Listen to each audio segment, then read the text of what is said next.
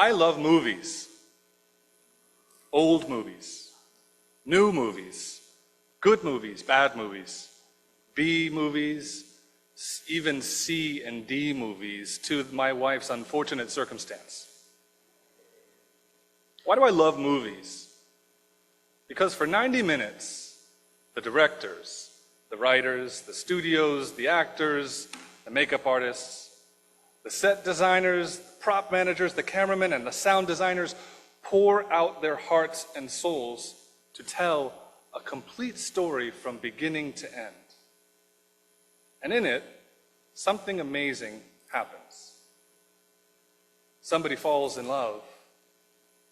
Somebody dies. Somebody saves the world, or their own world. And somebody transforms before your eyes. Do you know just how many movies never get made?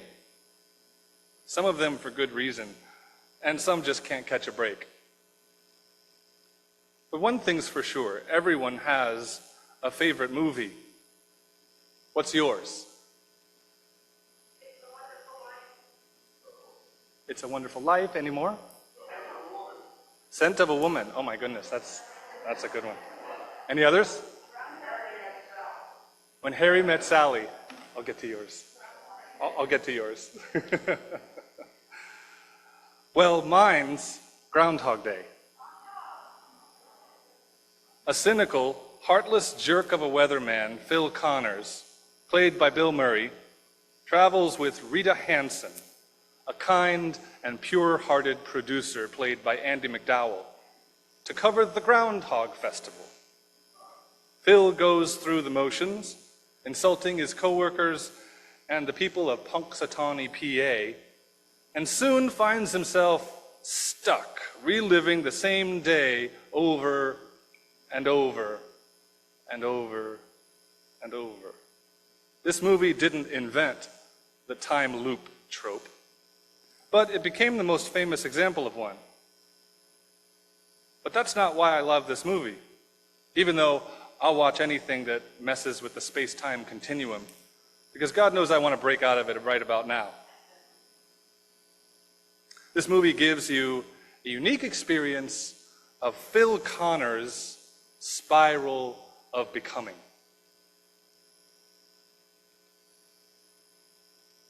A spiral is a sacred curve that rotates around a fixed point, gradually increasing its distance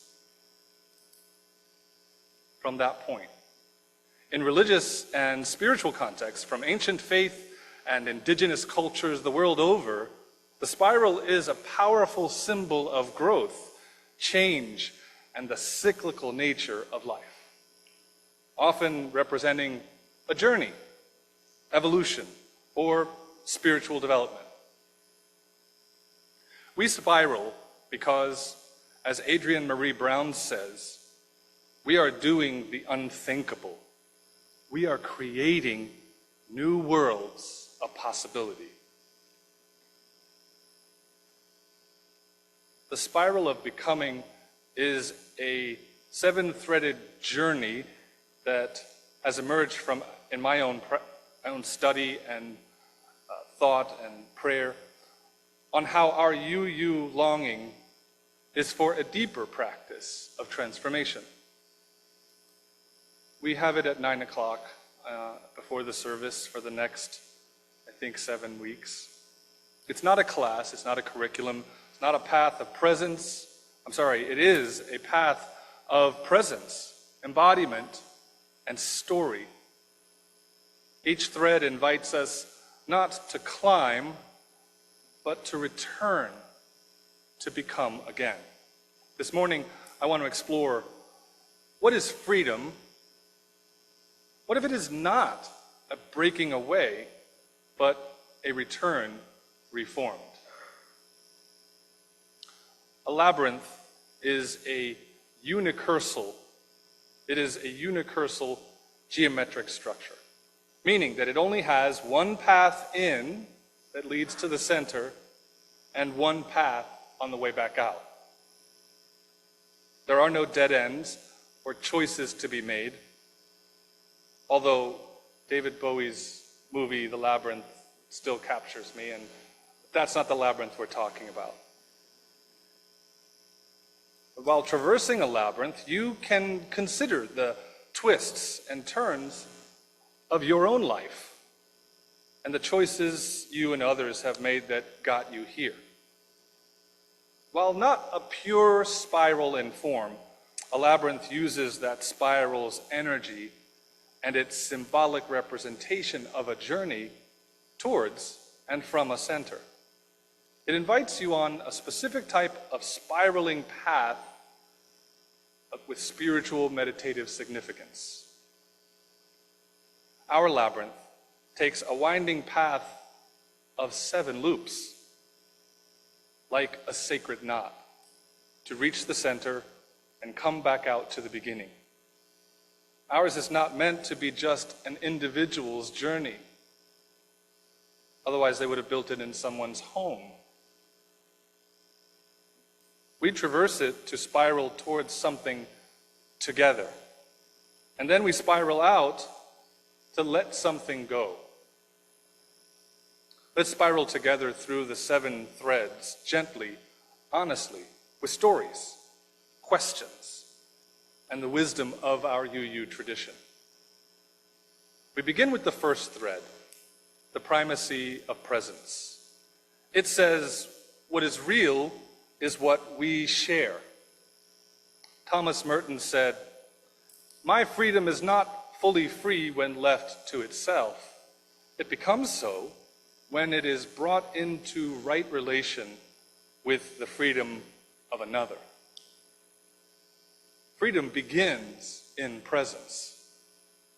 It's hard to be free when you're not here. When you're performing, when you're clinging to belief instead of being. Reverend Victoria Safford writes, "There is no perfect way to live or love. There is only this moment to show up fully and offer what we have." When I first came to UUFBR, I didn't know how to be real. I had stories, I had masks, and performances. But something strange happened. No one asked me to be fixed, even though I needed it. They just showed up week after week, and they didn't believe in what I said about myself, because we all make up stories, right? They believed in me, and slowly I started to feel real again, coming out of a divorce. Presence weaves into the next thread, consent as sovereignty. It instructs us, no being may be shaped without choosing. Freedom isn't permission, it's sovereignty. To be free is not to do whatever you want. It's to choose who we become with others over time. It's what the 5th principle calls the right of conscience. Not just a right, but a sacred trust. This congregation didn't demand a version of me they could be proud of. They asked again and again without words, "Are you choosing this?" They let me shape my own becoming. They didn't just accept my spiral, they invited it. Who and what is shaping you right now? Have you consented to that shaping?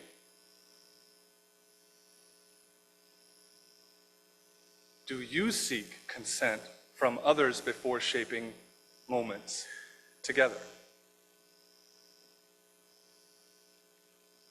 The 3rd thread, memory without ownership. It cries out, we are not who others remember us to be. Freedom means shedding the inherited story, the story others gave you, about your worth, your role, your limitations. And it means choosing what to carry forward. Choosing. So much of my life before this was shaped by what others had said about me. He's too much. He's too intellectual, too emotional, too broken, too intense. At UUFBR, I heard something new. You don't have to carry all of that. You get to decide what comes with you now. And I began to rewrite the story. As Reverend Sophia Betancourt says, we are called to shed the armor of the past. And in that release, we spiral forward. What script are you freeing yourself from? What armor are you shedding? Who are you helping to shed theirs? In the middle of the spiral, we thread number 4, the sacred pause. Like a feather suspended over a still pond. Nothing is more divine than choosing to wait. Freedom is not always motion. Sometimes it's stillness.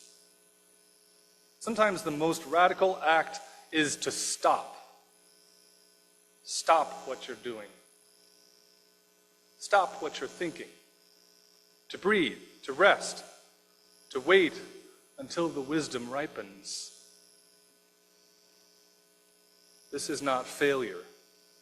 It is the sacred pause. In other spaces, silence felt like exile. Here, it felt like permission. No one rushed me to heal. No one tried to fix me with spiritual duct tape. They just waited with me. They let my transformation breathe. What in your life are you rushing that might actually be calling for reverence?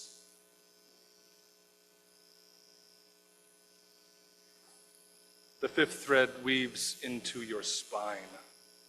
Embodied emergence. It hums.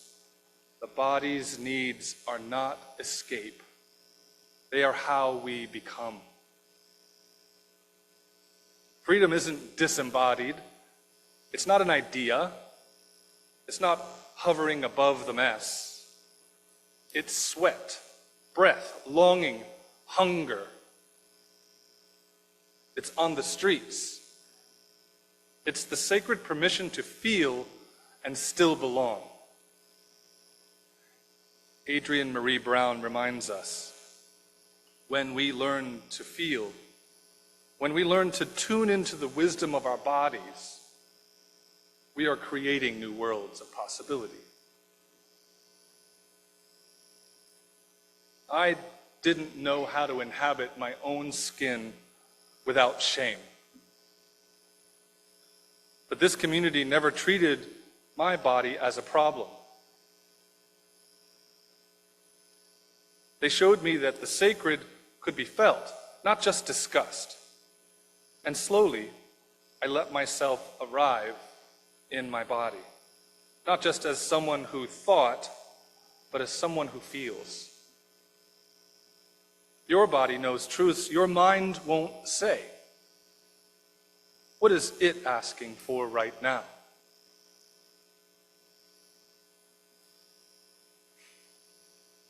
In the midst of feeling, the 6th thread weaves a mystery. Reverent uncertainty. It calls from the deep. The unknown is not a threat. It is a co-creator. Freedom is not knowing where this ends. It's letting the path unfold. It's trusting what you haven't named yet. As Reverend Rebecca Parker reminds us, the opposite of faith is not doubt, it's certainty. There was no map for the ache I brought here, no neat answers. But I was allowed to say, I don't know. And the spiral in this community held me anyway.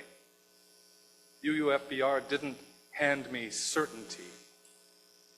They handed me companionship.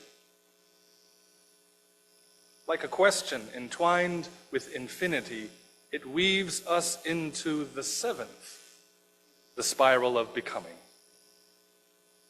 We end by beginning again, reciting, nothing is final, nothing is fixed.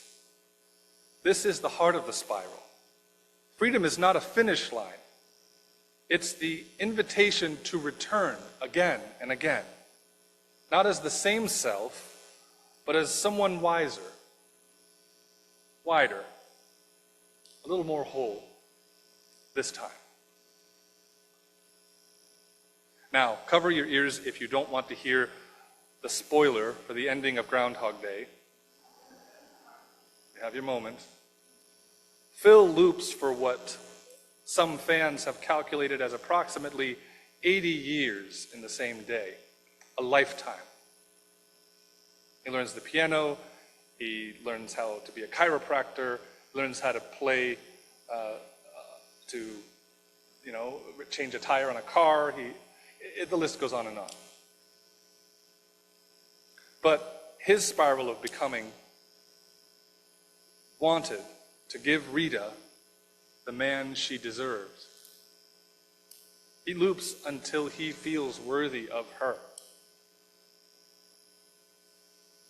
Yes, beloveds, this is the center of it all. Not triumph, not arrival, but the will to spiral again. Still broken, still real. It isn't a pedestal, it's a threshold. The core of the freedom of becoming it's utter humility. An open invitation to every soul, cracked, confused, hopeful, and still becoming. This fellowship never said, you're done. They said, you are becoming. They said it with liturgy, with welcome, with invitation. And so, I stay. Because if they could hold my spiral, then maybe together we can hold the next aching soul who doesn't know how to ask for help yet, but shows up anyway. I want to say this clearly. We did not spiral to this place by being wise or good or pure. We spiraled here by being wrecked, by being lost, by telling stories we never wanted to tell, by holding truth so heavy we thought they'd crush us. And sometimes we did break. But the spiral, it never said we had to be whole to come back. It only said, you are allowed to return. That's the freedom I'm speaking of today. Not escape, not erasure, but the sacred motion of returning, even when you're still ashamed of where you last landed. I love Groundhog Day because if Phil Connors can become worthy of a pure-hearted goddess, maybe someday I can too. So every year on February 2nd, when I spiral back again to watch Groundhog Day, I ask myself symbolically, am I worthy of her yet? I'm not talking about the inherent dignity and worth of our first principle, but Thomas Merton's worthiness of right relation with the freedom of another. And then I return to the spiral again. So no, this is not a sermon of answers. It's a confession, a breath I didn't know I was still holding, a hand extended not to lead, but to say, come spiral with us. Not because we're perfect, but because we're not. Not because we've arrived, but because we still ache. We spiral not because we've mastered transformation, but because we long to belong to ourselves again. Article 2 calls us to transformation and growth spiritually and ethically. Not once, not as a performance, not as a worship service, but as ongoing liberation. This is not individual freedom. This is shared freedom. This is a community, the kind that deepens when we spiral together. So this week, don't escape your old story. Spiral back to it. Look it in the eye and choose what to carry forward. Ask yourself, where have I returned again and again, not because I'm stuck, but because I'm still becoming? Say aloud with me, freedom is not the absence of chains. It's the presence of choice. Transformation is not escape. It's the spiral of return. Let us not climb. Let us spiral together. Let us return not to what we were, but to who we are still becoming.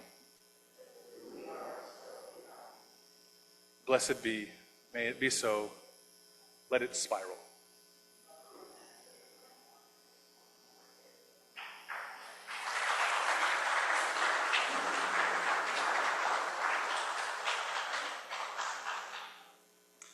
We pause now, not to stall, but to listen.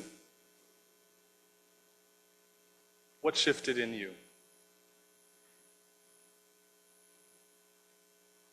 Just take 1 minute to reflect for yourself.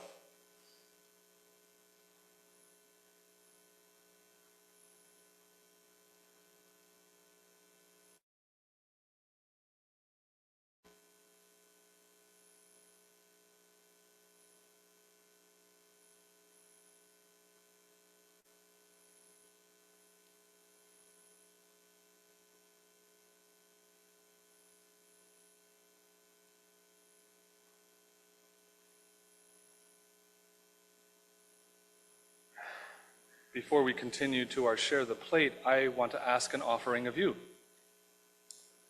You were each given a piece of paper with a little golf pencil on it. Feel free to shift a little bit. You've been sitting for a while. If you need to stand up or but stay where you are. But I'm going to ask you a question, and that is to write one word for what you are spiraling toward. Write that on the front. One word. What are you spiraling toward?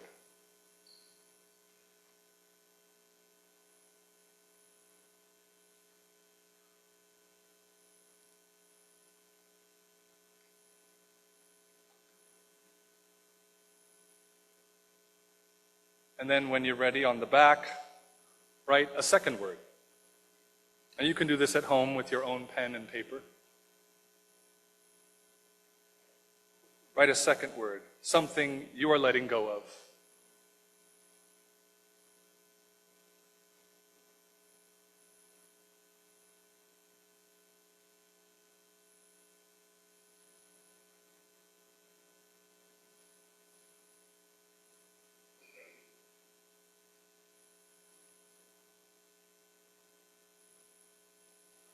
If you really like the golf pencil, you can take it home. But you could also put it in the basket when it comes around. The paper, I'll invite you to kind of do what you think you need to do with it. You need to throw it away. You want to take it home. You want to meditate on it. You could share it with a friend. Burn it. Or you could eat it. I'm kidding. I did not buy edible paper.